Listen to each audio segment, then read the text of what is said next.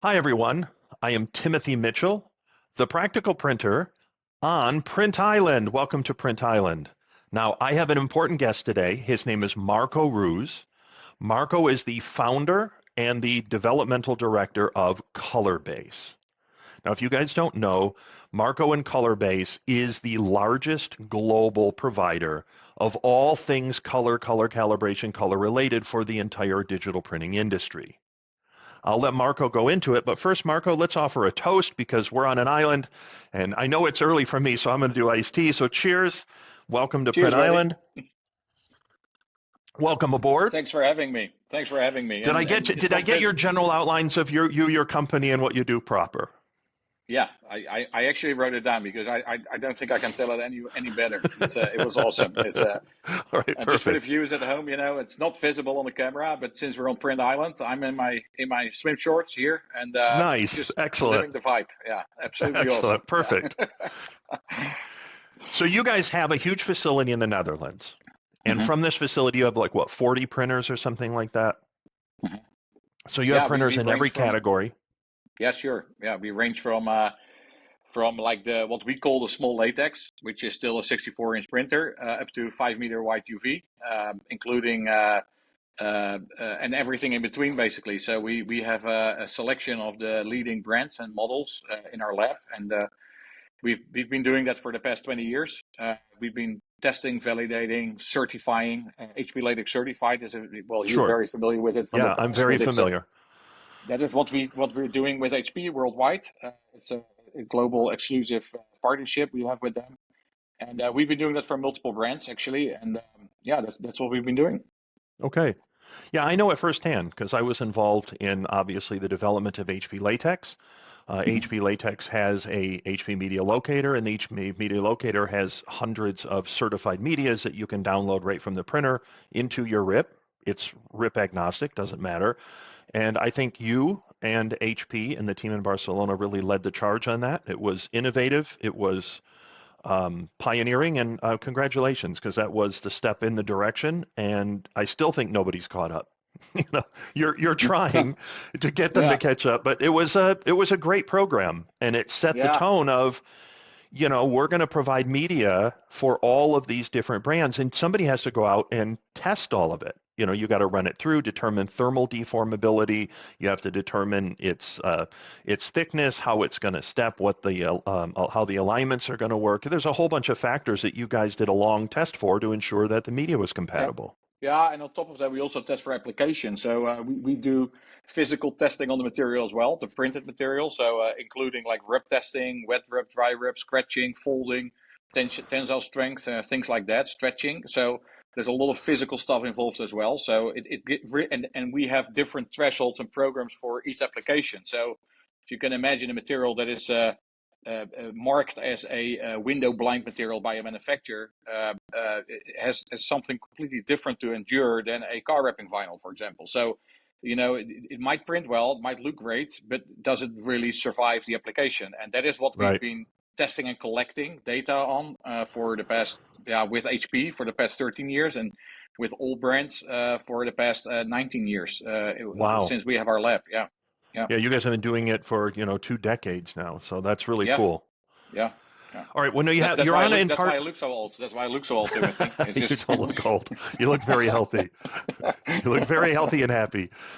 So you have a new product, and Yes. you told it to me. You told me about it. You sent me some links. I dug into it, and the first thing I want to do is log in and play around with it because it's pretty cool.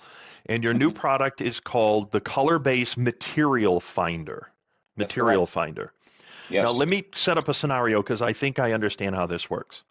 hmm Normally, this is a common scenario.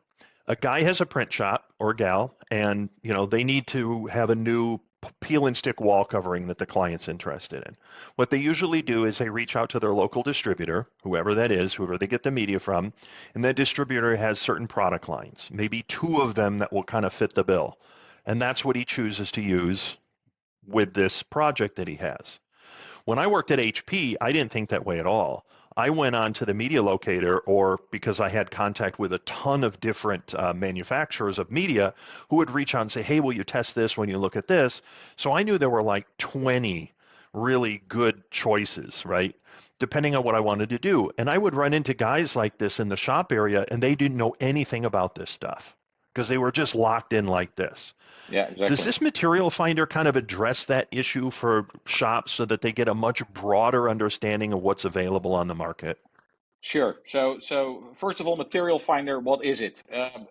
That's probably a good start. Is that, like I said, we've been testing materials for the past 20 years. So that means that we've been collecting and continuously collect a lot of information about materials, way beyond the SKU or the article number, but also what it looks like, the white point, the thickness, the application, the intended application, etc. So we've been collecting that in a database system over the past 13 years. The database is called ColorBase. So we renamed Sure. the whole company after it because it reflects our digital strategy, our future. And over those years, we've collected information for more than 4,500 different materials. And we created lots of profiles of these on these materials, a total of 1.3 million. That we've also stored. And what we You did you is you have 1.3 million profiles. yeah, sure, we do. Yeah. Okay, And that's a lot. it is. We have 1 million downloads a year. We have more than 160,000 users that are registered on colorbase.com, and they are from all over the world, from 220 countries. And yeah, they use that platform to find profiles. Sometimes they use it. They are connected through. Like Roland VersaWorks, that has a download function embedded. That's actually Colorbase, so it's connected. The DG Connect system is connected to Sure. Colorbase. HP Media Solution Locator in the back end, is connected to ColorBase, to get all the profiles in that we create during the certification process. And we have that with multiple manufacturers. Also, Mimaki, has what we call a profile download client, and then we have our own colorbase.com website. So we're sitting on this data for many years, and it's growing and growing and growing, and it gives us great insights and what kind of materials are used in which area of the world, what are people doing with it, what resolutions do they want to print, what pass modes, what etc., what ink types, what printers, what rips. And what we started to do is that we realized years ago already that in this industry, talking to all these different manufacturers, print shops, distributors, resellers, that everyone is exchanging a huge amount of information and data about materials, and but it's all done in a kind of an archaic way. It's Excel files, it's PDFs, and everything is formatted different. Everything is called different. As you know, and probably can hear, I'm from Europe. If I download a spec sheet from a material here from a European partner, a European manufacturer, it shows me a tensile strength in centimeters per kilogram or kilogram per centimeter or whatever. When I do that in the US, it will be expressed in dinosaurs per soccer field, or because, well, we know that, we know you guys have freedom units, so we don't have freedom units, So that sounds like We an are irrelevant, still following in the steps of the old empire. That ended a long which time ago. which was preaching freedom. We all know that. So, the,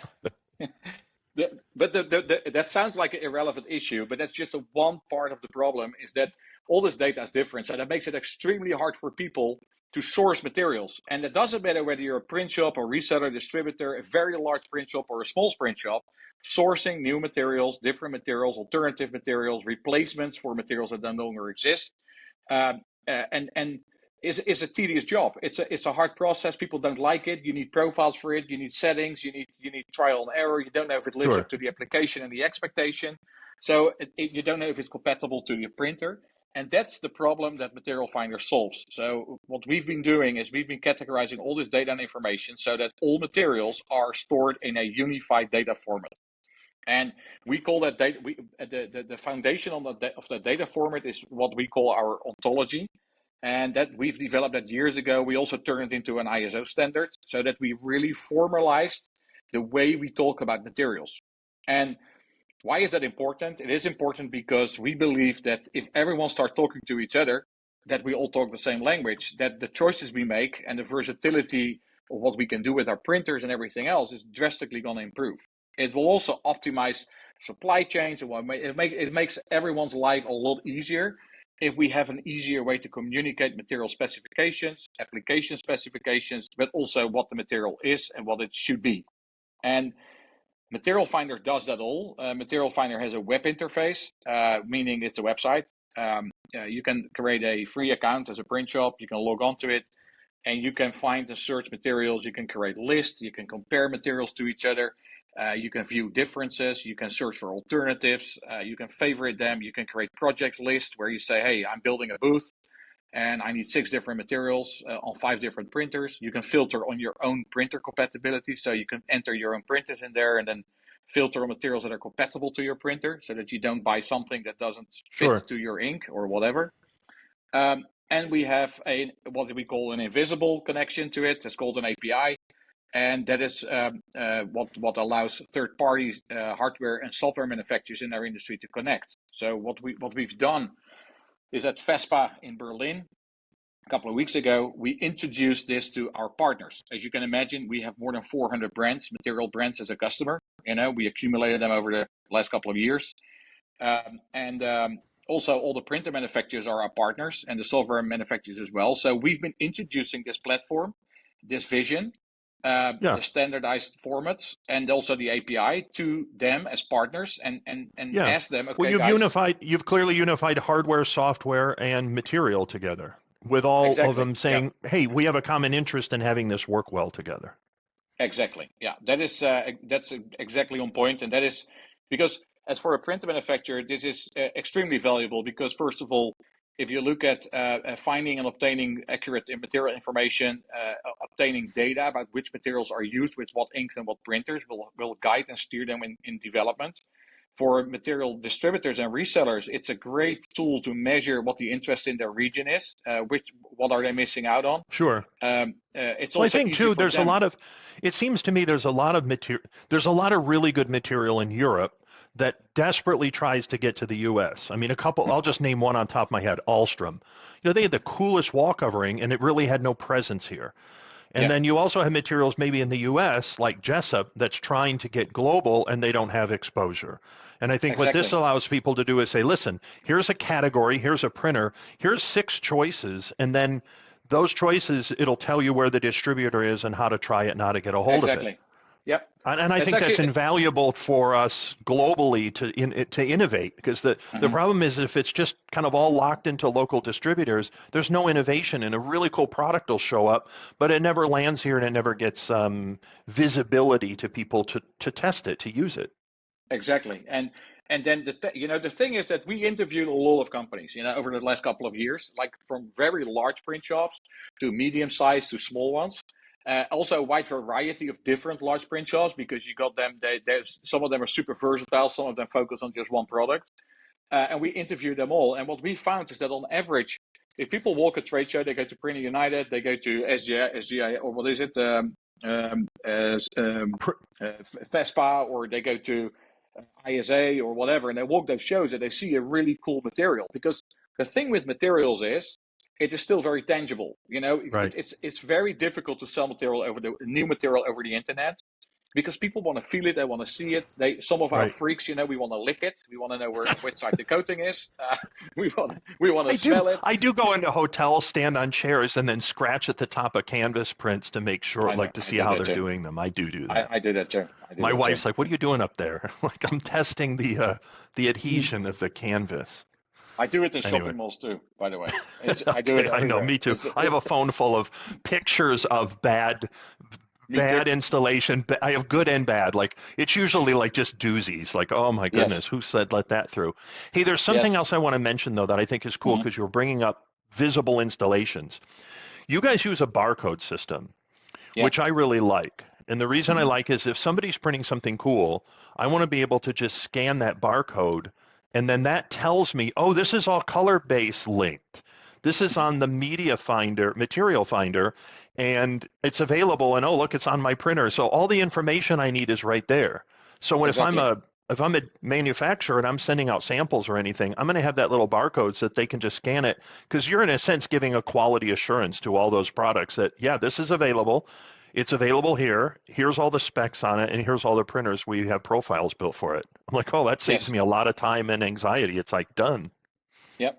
Yeah. What we created is that because as a spin-off, which is very interesting. We believe very interesting for manufacturers and software manufacturers, hardware manufacturers, material manufacturers, and everyone that is on the supply side of this industry, is that by having your material listed in Material Finder, it gets a unique identifier. So it becomes a unique material with a unique code.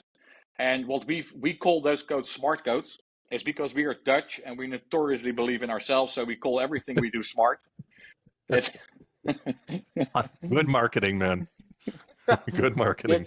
I'm not so sure about that, but it's a joke, people. It's a joke. But we call it smart. We call it smart codes. And what smart codes do is they basically provide a unique identifier for a material, but it could also be a unique identifier for a printer. It could even be a unique identifier for a single roll, linking it to a production batch, linking it to a shelf life, linking it to a lot number or whatever, So these smart codes, we've created a platform in the backend that actually allows third parties through our API to generate QR codes or human readable codes, or Sure. the data set that we program into our RFID chips. And what we've created is a sample book. We call it a smart sample book. Of course, everything is smart. And that has an embedded RFID chip in it. And every single sample in that book has a unique QR code on it. And we now, if for the first batch, we printed close to 60,000 samples, which means that we have 60,000 serial numbers. And that means that when anyone scans that code somewhere, it is linked to your account. You can store it. You can look up the information in Material Finder. You can order or request more information directly from the manufacturer, which can put you in contact to a reseller distributor in your region. Or as a distributor reseller, when you're sourcing materials, you have a physical, tangible sample. And now for the first time in history, in the large volume printing industry, we can now track and trace these samples and see what happens to them. And the RFID chip, what it does is actually a showcase of technology. We've been showing it to printer manufacturers, to material manufacturers as well. So guys, imagine what would happen if we start putting this into a roll, into a core, so that we now can have printers that recognize materials and automatically download the instructions on how to print on it from the web. Very nice. Interwebs. Yeah. So we're building this foundation, this technology foundation, and that the public facing part of it is called Material Finder. That's what the world will see as of Printing United in Orlando. That's when the end users, what we call end users, which are the print shops, will see. But already we are very actively working with leading manufacturers and brands to get this to the next level, because surprisingly, we talk to print manufacturers, we talk to software manufacturers, and everyone's like, oh yeah, this is so cool. And we've thought about this. Everyone's thought about it, of course. But there was never a reason, because there's no role I can identify. There's no material I can identify. So we now have a way to put this QR code on the box of a material, on the label. We can put a human readable code in the core of a roll. That can already be done. And later on, once the printers are ready, we can put RFID chips in the cores. But the code in there, in all three of them, is exactly the same. So you have multiple ways to identify your rolls, which also has a huge collateral advantage to print shops, because print shops, how many print shops have you been, Timothy, over the last years where you see this forest of white rolls everywhere? And there's always it's a forest. It's a thick. Yeah, they're everywhere. Everywhere. And nobody has any idea what anything is anymore, because somebody didn't label it. And if you didn't label it, I go, well, what is it? You have 40 rolls here. I don't know what it is. I don't know what the date is. I don't know. You know what? This is almost nearly trash. Because if I don't know what it is or what it's for, and I can't figure it out, and I don't know how long it's been there, I'm not willing to put this on the printer and then risk it. Yep, exactly. I got to go buy another roll of what I do know. So you'd have a barcode in there that would make sure that stuff doesn't happen. Exactly. And so this barcode, wherever you go in the ColorBase ecosystem, and what we aim for with this integration with software manufacturers, that in your RIP software, in your workflow software, in your ERP software, you can use the exact same code.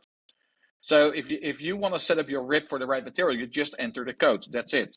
And it pulls that data directly from ColorBase. So you know what I would call that? I would call that very smart. You know what? I think you earned your moniker. That's very smart. No, really. Stop it. I do. I'm getting very smart. Well, here's the other thing, though. I know. You have created a very smart product. You are a very smart fellow. I run a very smart show, and you know what the requirement of a smart show is? We have to be succinct. Yes. So I have to wrap it up. I think you communicated the value clearly of your product, of your company, of yourself. I'm so grateful to have you on. The purpose of Print Island is to tell the print industry as it is, as clearly as we can. And I think without question, Marco, you've linked together the key elements of color and color calibration, all of the facets and nuances that go into evaluating materials on different printers with different ink sets, which all respond differently. You know, latex and resin are going to have more of a temperature signature, UV, LED UV, UV gel, and then all your solvents, all that aqueous, it all reacts differently. They all Yes, have yes, different coatings. They all have different sensitivities. You took all that, built a confidence relationship with all the hardware manufacturers so that they want to participate, have a huge facility to put all the hardware in and all these people to maintain them, which is a huge task. Mhm. And then you have the media companies now linked together in which it's all going to be unified under a identifiable barcode system so that people don't have to keep duplicating data in a million different dumb threads that go Exactly. nowhere and nobody can retain. So you do it once and it has the benefit of being collected and spread out everywhere. Did I Yep. describe kind of what you tried to make? Yep. Exactly. And we just don't. We want people to no longer worry about in the future. There will be much more this year. From us because this enables us to roll out other technologies we already have in the back end that we can't show now because we also lack the infrastructure. But this will help us to do that. But our future is that it will be the promise of digital printing is that it increases the versatility of companies. And the reality is that it doesn't because sourcing of materials, setting up materials, getting materials to run takes as long as it did in the analog times. And we want to change that. And That's a perfect close. You will change that. Thank you very much, Marco. I'm very grateful to have thank you you too. on. And come back to Print Island anytime with any new ideas or products, or just stop by to visit and have a drink with us. Cheers, Cool, my man. friend. Cheers. Absolutely. Adios. Adios.